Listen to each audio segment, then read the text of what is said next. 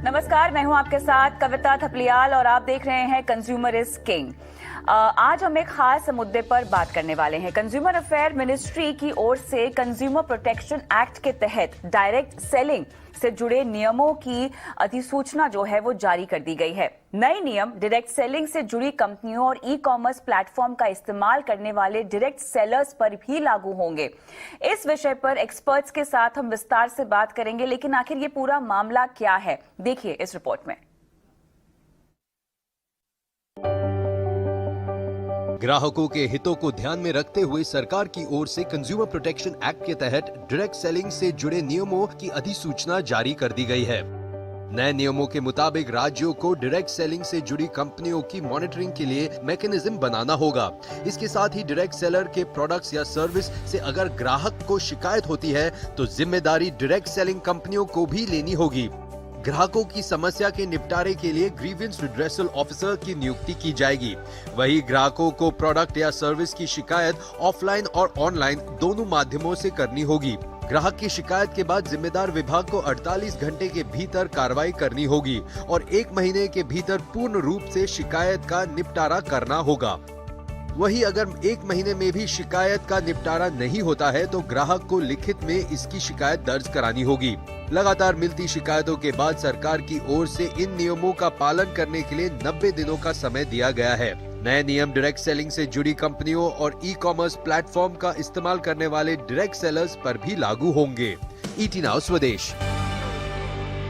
चलिए, तो यहाँ पर आपने ये पूरा मामला सुना, लेकिन इसको लेकर हमारे कई सारे सवाल हैं जिन पर हम विस्तार से इस पूरी पेशकश में बात करेंगे। मुख्य सवाल क्या है आपको बताते हैं। ग्राहकों के हितों को ध्यान में रखते हुए सरकार ने जो ये फैसला लिया है, इसके तहत डायरेक्ट सेलिंग से जुड़े नियमों की अधिसूचना जो जारी की गई है, क्या इनके जो नए नियम है इनकी इसके तहत जो ट्रैकिंग की जाएगी, क्या उसके इम्प्लीमेंटेशन पर किसी भी तरह की निगरानी यहाँ पर रखी जाएगी सरकार की तरफ से। इसके अलावा डायरेक्ट सेलिंग जो कंपनियां हैं, इनकी शिकायतों के निपटारे से इन कंपनियों के बिजनेस को आगे बढ़ाने में कितना प्रोत्साहन मिलेगा, और साथ ही जिस तरह से हम डायरेक्ट सेलिंग के व्यापार को बढ़ता हुआ देख रहे हैं, इसके साथ ही कई सारे धोखाधड़ी के मुद्दे भी इसको लेकर सामने आ रहे हैं, उनसे कैसे निपटा जाएगा। इन तमाम मुद्दों पर आज हम विस्तार से बात करेंगे और हमारे साथ खास मेहमान भी जुड़े हुए हैं। कंज्यूमर वॉइस के मैनेजिंग एडिटर श्रीराम खन्ना है और साथ ही बिजनेस काउंसलर और direct selling expert Sonu Sharma, ये दोनों हमारे साथ जुड़े हुए हैं। आप दोनों का ही आप इन नियमों का स्वागत करते हैं। लेकिन सोनू शर्मा जी, अगर आप मुझे सुन सकते हैं,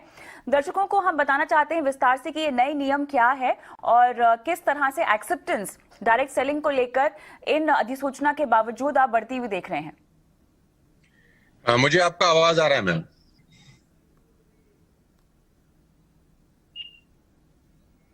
Am I audible to all of you? जी, आपकी आवाज आ रही है हमें। मैं आपसे ये पूछना चाह रही थी कि जो नए नियम अधिसूचना के तहत जारी किए गए हैं, उन पर अगर विस्तार से आप बात कर सकें तो। ऑलरेडी ये पेंडिंग है, बहुत सालों से we all are waiting for that, और बहुत खुशी है मुझे आज, और ये सितंबर में भी इसका नोटिफिकेशन आया था और हम ड्यू था इसको, ये 1-2 महीने में आएगा ही आएगा। तो मैं बहुत खुश हूँ, अपनी पूरी इंडस्ट्री की तरफ से इसको वेलकम करता हूँ। और ये एक ऐसा कदम है गवर्नमेंट ऑफ इंडिया की तरह जो उठाया गया है, जिससे जो सही काम कर रही हैं कंपनियां, जो लीगल तरीके से बिजनेस बिल्ड कर रही हैं, जो नीति आयोग भी बोलता है कि 2025 तक की इंडस्ट्री करीब 65,000 करोड़ की होने वाली है। तो ये बहुत अच्छा कदम है। We all welcome this great step by government of India. और ये ऑलरेडी बहुत पेंडिंग था बहुत सारे सालों से, और ये नहीं होने की वजह से जो अच्छा व्यक्ति है, जो अच्छे तरीके से बिजनेस कर रहा है, जो अच्छी कंपनियां अच्छे तरीके से बिजनेस कर रही हैं, उनको भी बुरे लोगों के साथ ही एक ही टेबल पर रखकर एक आम आदमी देख रहा था। अब जैसे ये रूल्स नोटिफिकेशन आए हैं, रूल्स के फॉर्म में कन्वर्ट हो जाएंगे, तो ये बहुत अच्छा स्टेप है और सारी अच्छी कंपनियों को उसको वेलकम करना चाहिए। हम बाद में आते हैं, लेकिन सोनू शर्मा जी, आपसे मेरा सवाल यहाँ पर यह है कि कंपनियों कहा गया है कि वो एक मॉनिटरिंग मैकेनिज्म को कंपनी में स्थापित करे। ये किस तरह के मैकेनिज्म की बात हो रही है, किस तरह से इसको स्थापित किया जाएगा, इसकी ट्रैकिंग कैसे की जाएगी? कंपनी के लेवल पर अगर मैं समझना चाहूँ तो जिम्मेदारी इस अधिसूचना के बाद कितनी बढ़ गई है ताकि पारदर्शिता मेंटेन की जाए? ये बेसिकली मैं आपको बताना चाहता हूँ प्रॉब्लम है क्या। प्रॉब्लम ये है मैम कि जितने भी लोग डायरेक्ट सेलिंग के नाम पर मनी सर्कुलेशन चला रहे हैं, ये एक्ट बेसिकली उन पे लागू होता है। बहुत सारे लोग डायरेक्ट सेलिंग के नाम पर मनी सर्कुलेशन प्रोसेस चलाते हैं। ₹1 का जो प्रोडक्ट है उसका कॉस्ट, उसका एमआरपी, उसका रेट इतना ज्यादा डिमांड किया जाता है लोगों से और वही बीच का पैसा लोगों में रोटेट किया जाता है। प्रॉब्लम यहाँ से शुरू हुआ। दूसरा प्रॉब्लम सबसे बड़ा उसके अंदर यह है कि रिक्रूटमेंट बेस्ड जो इंसेंटिव दिए जाते हैं कंपनीज के द्वारा उसको रोका जाए। रिक्रूटमेंट बेस्ड रीबाइंग का प्रोसेस बहुत सारी कंपनीज में नहीं है, सिर्फ रिक्रूटमेंट बेस्ड पैसा दिया जा रहा है जो मनी सर्कुलेशन एक्ट के अंदर भी इलीगल है। तो अभी इस लॉ के क्या कहते हैं फ्लोर पे आ जाने से बहुत सारी कंपनियां जो सिर्फ और सिर्फ मनी सर्कुलेशन चला रही है नेटवर्क मार्केटिंग के नाम पर, उन सब पे शिकंजा कसा जाएगा और सही कंपनी जो काम कर रही हैं उनको बहुत अच्छा काम करने का मौका मिलेगा। अभी मैं इसमें एक बात और ऐड कर देना चाहता हूं कि जितनी भी कंपनीज पिछले 4 से 5 साल के अंदर रजिस्टर्ड हुई हैं उसमें बहुत सारी कंपनी ऐसी हैं जो सिर्फ और सिर्फ मनी सर्कुलेशन कर रही हैं डायरेक्ट सेलिंग के नाम पर, और इसकी वजह से कस्टमर का बेहद नुकसान हो रहा है और एक कस्टमर को भ्रम की स्थिति बनी रहती है कि इतना पाक साफ बिजनेस, इतना शानदार बिजनेस को वो एक शक की नजर से देखने आता है, क्योंकि 10 अच्छी कंपनी रहती हैं और उसमें से एक बेईमान निकल जाती है तो बाकी सब लोग 9 को भी बेकार तरीके से देखना शुरू कर देते हैं। तो ये बहुत स्वागत योग्य एफर्ट है और इसका, जैसा कि सर बता रहे थे, कि इसका इंतजार बहुत बहुत सारे सालों से था और we are very thankful to the government of India कि ये फ्लोर पर आ गया है फंड। तो सोनू शर्मा जी, ये जो बिजनेस है ये कितना बड़ा है? और आपने यहाँ पे जिक्र किया पिरामिड और मनी सर्कुलेशन स्कीम्स का, जो कि डायरेक्ट सेलिंग कंपनीज कुछ चला भी रही थी। अब इस अधिसूचना के बाद इस तरह की चीजों पर, इन तरह के मामलों पर किस हद तक रोक लगेगी? इंडस्ट्री के विस्तार को लेकर ये कितना बड़ा कदम है? अभी फिलहाल अगर हम देखें तो मार्केट कैप के लिहाज से इन कंपनीज का कितना प्रपोर्शन है और कितनी जरूरत थी इस तरह की अधिसूचना की, ताकि ग्राहकों को यह समझ में आए कि उनकी हितों का ख्याल रखने के लिए कोई ना कोई है, एक बॉडी है जो जिम्मेदारी लेती है और आप अपनी शिकायत भी उन तक पहुंचा सकते हैं। मैम, सबसे पहले तो मैं आपके दर्शकों को और सब लोगों को बताना चाहता हूं कि पूरे हिंदुस्तान में डायरेक्ट सेलिंग जो अच्छी कंपनी है, जो सही कंपनीज कर रही हैं, एकमात्र ऐसा बिजनेस है जिसमें 100% वाइट की ट्रांजैक्शन होती है। आपको जान के बहुत हैरानी होगी और कस्टमर को मैं बताना चाहूंगा, जितने भी कंज्यूमर्स हैं, कि जो सही कंपनीज हैं उसमें कोई भी बिलिंग, कोई भी प्रोडक्ट अगर सेल किया जाता है तो उसके ऊपर प्रॉपर बिल कटता है। आप कैश ट्रांजैक्शन नहीं कर सकते हैं, नंबर 1। नंबर 2, उसके ऊपर जीएसटी एप्लीकेबल होता है जो गवर्नमेंट ऑफ इंडिया को कंपनीज डिपॉजिट करती हैं पर मंथ। नंबर 3, आपको जो भी कमीशन आता है वो टीडीएस करके, टैक्स कट के ही आता है। ये एकमात्र ऐसा प्रोफेशन है पूरे हिंदुस्तान के अंदर जहां 100% ट्रांसपेरेंसी होती है और लीगल सिस्टम अपनाया जाता है। आज ये करीब 15,000 से 20,000 करोड़ रुपए का इंडस्ट्री है। नीति आयोग का खुद का ये मानना है, केपीएमजी का खुद का ये रिपोर्ट है कि अगर ये इंडस्ट्री सही रही तो 2025 तक करीब 65 से 70 हजार करोड़ रुपए की इंडस्ट्री है, जहां एक आम भारतीय को रोजगार मिलने की अपार संभावनाएं हैं। आज हिंदुस्तान में आपको पता है कोविड-19 के कारण बहुत सारे लोगों को नौकरी की समस्या है, अनएम्प्लॉयमेंट अपने चरम सीमा पर है। ये एकमात्र ऐसी इंडस्ट्री है जो लोगों को अनएम्प्लॉयमेंट से मुक्त, जो प्रॉब्लम फेस कर रहे हैं लोग बाग, उनको एम्प्लॉयमेंट प्रोवाइड करा सकती है बनस्पत। इस पे आज ये जो नोटिफिकेशन आया है, ये ठीक तरीके से अगर लागू हो जाए, क्योंकि ठीक तरीके से लागू होना बहुत जरूरी है। कानून तो हिंदुस्तान में बहुत सारे हैं, अगर वो इम्प्लीमेंट ठीक तरीके से हो जाए तो मैं आपको बता सकता हूं कि 2025 में ये एकमात्र ऐसा उद्योग है जो बहुत सारे लोगों को, हजारों लाखों नहीं करोड़ों लोगों को एम्प्लॉयमेंट प्रोवाइड करा सकता है। बिल्कुल सही कहा आपने। जहां तक एम्प्लॉयमेंटेबिलिटी की बात है तो लगभग 7 मिलियन से ज्यादा लोग हैं जिनको रोजगार मिल रहा है इस इंडस्ट्री के जरिए, और उसमें भी खास बात यहाँ पर यह है, उल्लेखनीय बात यहाँ पर यह है कि 50% से ज्यादा तो इसमें महिलाएं हैं। जी सोनू जी।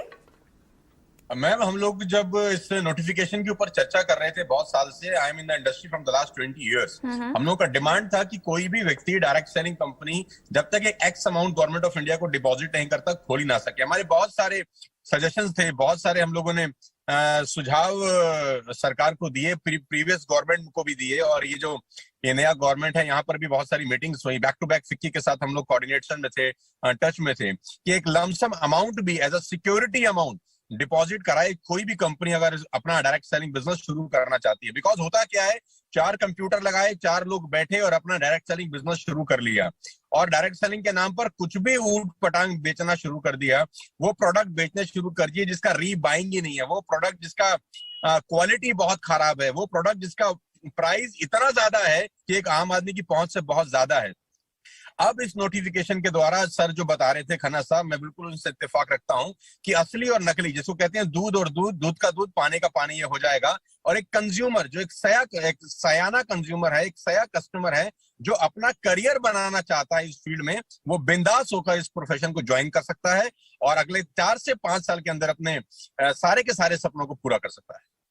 अच्छा, जिस शिकायत के निपटारे की हम बात कर रहे हैं सोनू जी, ये ग्रीवांस रेड्रेसल की पूरी प्रक्रिया क्या होगी? अगर मैं एक ग्राहक हूं जिसे अपनी शिकायत का निपटारा करवाना है या अपनी शिकायत पहुंचवानी है, तो ये पूरी प्रक्रिया क्या होगी? किस तरह से मुझे अप्रोच करना होगा और शिकायत का निपटारा कैसे होगा? मैम, उसके लिए पूरा नोटिफिकेशन एक बार पढ़ना बहुत जरूरी है, क्योंकि नया नया नोटिफिकेशन अभी पूरा पब्लिश हुआ है। उसमें क्या अमेंडमेंट किए गए हैं, क्योंकि सितंबर में भी ये नोटिफिकेशन आया था, 2014 से चल रहा है ये एक्चुअली प्रोसेस।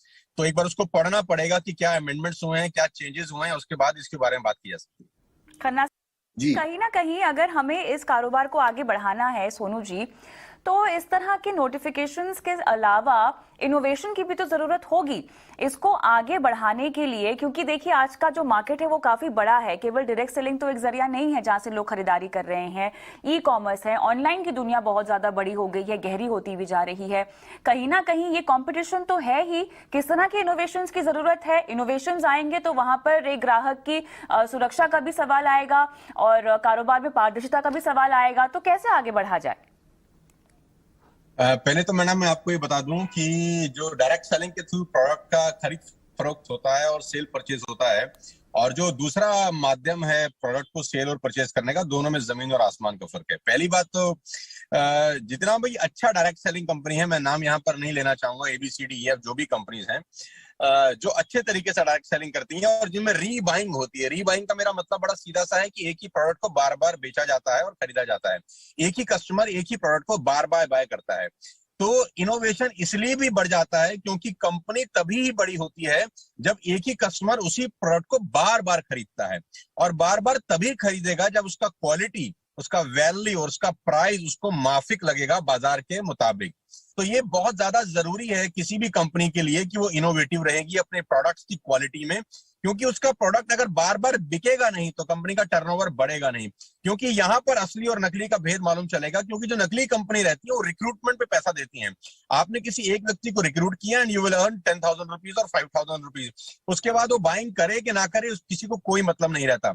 लेकिन जो जेन्युइन डायरेक्ट सेलिंग कंपनी है वो रिक्रूटमेंट पे पैसा नहीं होता, वो रीबाइंग का जो स्ट्रक्चर है वो बहुत इंपॉर्टेंट है। इसीलिए मैं अपने प्रोग्राम्स में भी बोलता हूँ कि ये कल्टीवेशन का बिजनेस है, हंटिंग का नहीं है। जो नकली कंपनी है वो हंटिंग करती है बेसिकली। तो इनोवेशन करना पड़ेगा सारी कंपनियों को अपनी प्रोडक्ट की क्वालिटी बढ़ाने के लिए। प्राइसिंग एक बहुत बड़ा इंपॉर्टेंट रोल प्ले करता है, क्योंकि ई कॉमर्स के ऊपर आपको पता है कि टफ कंपटीशन है। तो सारी कंपनीज को अपने प्राइस के ऊपर बहुत काम करना पड़ेगा। क्वालिटी नो डाउट वैसी रखनी पड़ेगी कि एक ही कस्टमर वही प्रोडक्ट को बार बार बाय करे। महिलाओं के रोल में सोनू जी कितना और इजाफा हो सकता है? क्योंकि महिलाएं कहीं ना कहीं as an employ trust factor भी लेके आती हैं, स्पेशली अगर मैं कस्टमर पॉइंट ऑफ व्यू से देखना चाहूँ। अब जिस तरह से हम महामारी से भी गुजरे हैं, आगे चलते हुए क्या आपको लगता है कि जो प्रपोर्शन हम विमेन का देख रहे हैं इस पूरे सेक्टर में, इसमें इजाफा होगा या इस पर भी खास फोकस देना चाहिए कंपनियों को? पहले तो मैं आपको थोड़ा सा करेक्ट कर देता हूँ मैडम, जो 50% आपने पार्टिसिपेशन की बात की है लेडीज की, महिलाओं की, वो 50% पार्टिसिपेशन हिंदुस्तान का डेटा नहीं है, वो आप ग्लोबल डेटा की बात कर रहे हैं। हिंदुस्तान में अभी ये डेटा बहुत कम है जो महिलाओं का पार्टिसिपेशन है।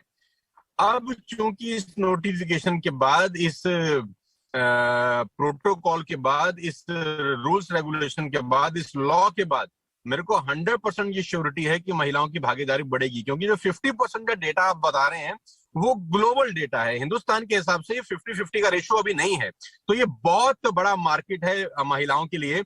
और सबसे अच्छी बात तो ये है कि वो महिलाएं अपने घर में बैठ के इस बिजनेस को बिल्ड कर सकती हैं।